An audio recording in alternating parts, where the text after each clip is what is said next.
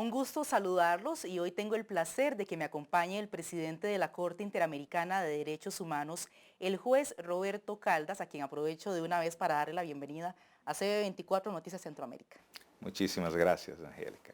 Un placer tenerlo con nosotros y bueno, de hecho usted asumió su cargo hace muy pocos días, para ser precisa, el pasado lunes. Y en ese sentido, don Roberto, me gustaría comenzar la entrevista preguntándole a nivel latinoamericano, ustedes como la Corte Interamericana de Derechos Humanos, ¿cómo ven los principales retos? Bien, los principales retos son tornar cada vez más conocida la jurisprudencia de la Corte Interamericana. Ya avanzamos muchísimo, tenemos una jurisprudencia muy importante, es aplicable a todos los 500 millones de habitantes de nuestra América, o sea, medio billón de habitantes. Y estas decisiones son obrigatórias, de cumprimento obrigatório, para todos os estados, incluso os estados que não são partes em el processo específico. Então, mira que é transcendente a importância de las sentencias de la Corte Interamericana. Claro, bueno, y hay casos que se han dado en toda América Latina, en Centroamérica, que ya han emitido sentencia, otros están en proceso, pero específicamente me gustaría preguntarle sobre el golpe de Estado de Honduras hace unos años y las secuelas que esto ha traído. La Corte Interamericana conoció, de hecho, varios atropellos a los derechos humanos de esos ciudadanos, incluso a jueces de la República. ¿Y usted cree que la respuesta de la Corte en ese sentido ha logrado que el Estado de Derecho de Honduras se restablezca después de estos años? Exactamente, foi nesse sentido.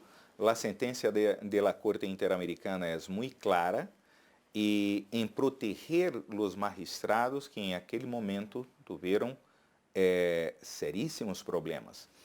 E nesse sentido, a emissão de uma sentença sigue o cumprimento que nós simplesmente esperamos o total cumprimento.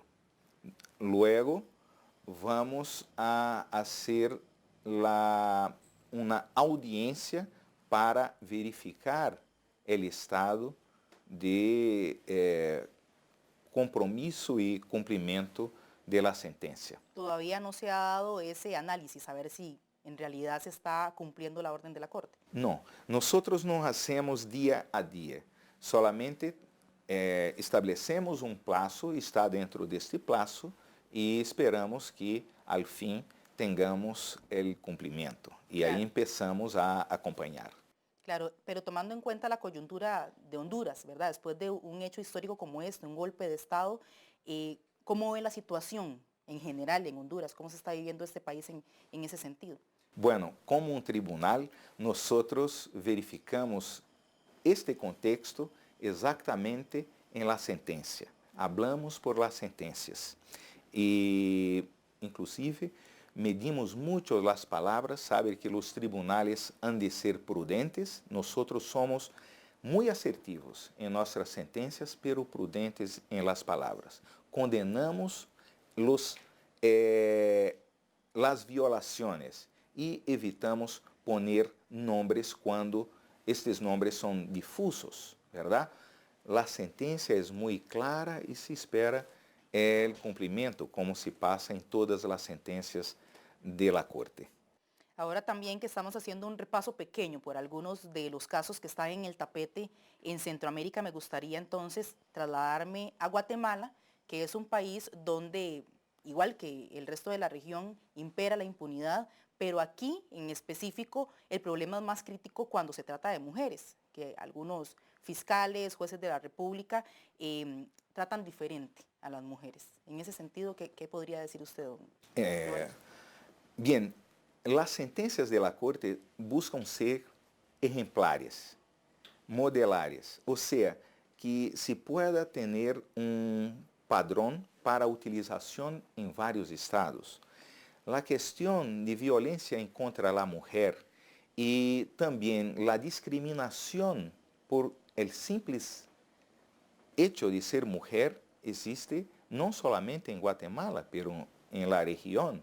Entonces, es importante que toda la gente y los estados, los poderes de los estados sepan que estas sentencias de Guatemala son aplicables para toda la región, para sus propios estados y naciones. Entonces, es muy importante que los poderes públicos tenham maior consideração quando se trata de uma violação contra mulheres. A violência contra a mulher é uma das mais intoleráveis questões que estamos tendo repetidamente em diversos países. Bueno, y de hecho, cuando usted tomó posesión el pasado lunes, en esta ceremonia estuvo presente el secretario general de la Organización de Estados Americanos, Luis Almagro, y él indicaba que el desacato de los países de América Latina a las órdenes de la Corte, que como bien usted lo decía, son vinculantes, es decir, tienen que ser de acatamiento obligatorio, en muchos casos no se cumplen. Entonces, él mencionaba que eso es un problema de toda la región. ¿Usted por qué considera que los estados se atreven a desacatar al máximo ente de América Latina en esa materia? Bueno, en la verdad hay una costumbre de desacato de decisiones judiciales, sea en la justicia nacional, sea para la justicia internacional, interamericana, como é nosso caso.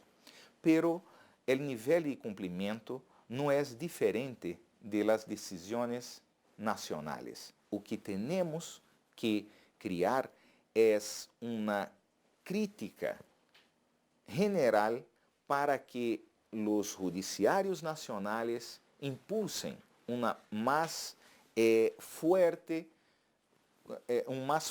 cumprimento de suas próprias sentencias e também que se cumplam as sentencias de la Corte Interamericana. Pero é muito importante dizer que não estamos em um nível diferente de cumprimento em relação a los próprios estados. Somos optimistas em el sentido de que sí, as sentencias vão ser cumpridas hasta el último ponto de cada uma. Claro, bueno, y no puedo dejar de preguntarle un caso muy polémico que de hecho está en el tapete nacional y es también un incumplimiento por parte de Costa Rica. La sede principal de la Corte Interamericana de Derechos Humanos está ubicada en Costa Rica, pero también es uno de los estados que ha desacatado una orden de este órgano. ¿No considera que es un poco paradójico esto, que esté la Corte aquí, pero también se desacatan sus órdenes? Bueno, não sei se vai ser desacatada. ¿Por quê? El lunes, como mencionaste, el presidente de la República esteve aí en el acto inaugural, esteve também la presidenta del Tribunal Supremo, la ministra de la Justicia, el canciller y todos, me parece, que tiene este direccionamento de cumprimento. El discurso del presidente de la República foi muito claro. Claro que temos conhecimento que há divergências internas, verdade? Pero por ahora a Corte Interamericana ha hecho su dever. Su labor foi cumprida, que é dictar uma sentença que deve ser cumprida. Agora, o movimento é do Estado de Costa Rica, mas especificamente do Tribunal Supremo. Nós temos certeza que em algum momento a sentença vai ser cumprida. Afinal, San José e Costa Rica têm em seus nomes o pacto mais importante de direitos humanos da região, que é a Declaração Americana sobre Direitos Humanos, que leva também o nome Pacto de San José de Costa Rica. Por isso, consideramos San José de Costa Rica es la capital de los derechos humanos. Claro, bueno, y de hecho, bien usted lo decía, el Poder Ejecutivo de Costa Rica sí ha hecho todos los intentos para poder poner en funcionamiento la técnica de reproducción asistida en el país, que dicho sea de paso fue prohibida en el año 2000. Sin embargo, bueno, la Asamblea Legislativa se ha opuesto, o algunos diputados, a poder implementar una ley que regule esta técnica, y el presidente de la República firma un decreto presidencial para poder ejecutar la orden de la sentencia, pero la Sala Constitucional anula este decreto. La pregunta no es si la Corte va a revocar el fallo de la Sala Constitucional, porque bien sabemos que todavía eso no va a pasar, pero la Corte tiene la potestad para poder revocar un fallo de la Sala Constitucional de Costa Rica. La Corte no debate mientras del cumplimiento de la sentencia, públicamente no. Nosotros tenemos una práctica de sentenciar, o sea, decidir, determinar y luego acompañar el cumplimiento. Y ahí nuestro poder vuelve a nosotros en ese momento de apreciar, de examinar mejor, diciendo, el estado de cumprimento. Entonces, en ese momento nosotros vamos a nos pronunciar. Claro, ¿cuándo se tiene previsto que los jueces de la Corte aborden ese tema? Estamos por poner en la agenda.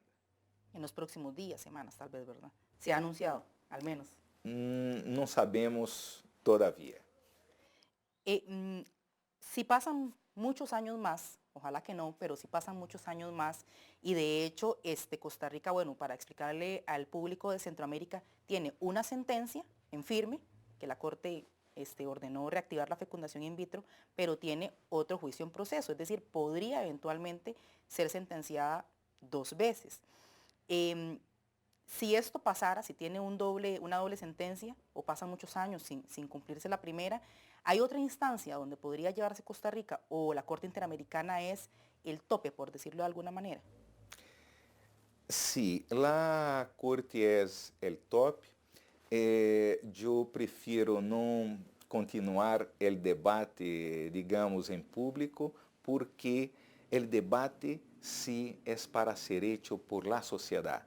Y una de las mejores experiencias que tenemos es que las sentencias de la Corte sirven para que el debate sea hecho por la sociedad, por los representantes de la sociedad dentro de los poderes legislativos, en el poder judicial y en el poder ejecutivo. Y lo que se sabe de una sentencia es que sentencia hay que ser cumplida.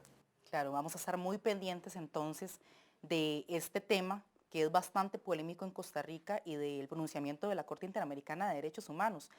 De ese caso en Costa Rica, pero también de los demás casos que hemos mencionado en toda Centroamérica, cómo va a ir cada uno de los estados cumpliendo la sentencia, el fallo, la orden de la Corte Interamericana de Derechos Humanos, porque de hecho un dato interesante es que este tribunal es el único tribunal internacional en materia de derechos humanos que acompaña sus propias sentencias, es decir, que verifica si efectivamente se están cumpliendo o no. Yo le agradezco en realidad su tiempo, su disposición para atendernos en esta entrevista, que en realidad es de suma importancia a nivel latinoamericano, don Roberto. Muchísimas gracias a usted y a todos los que nos acompañan en este importante canal. Claro, muchísimas gracias, y regresamos con ustedes al estudio, que tienen más noticias.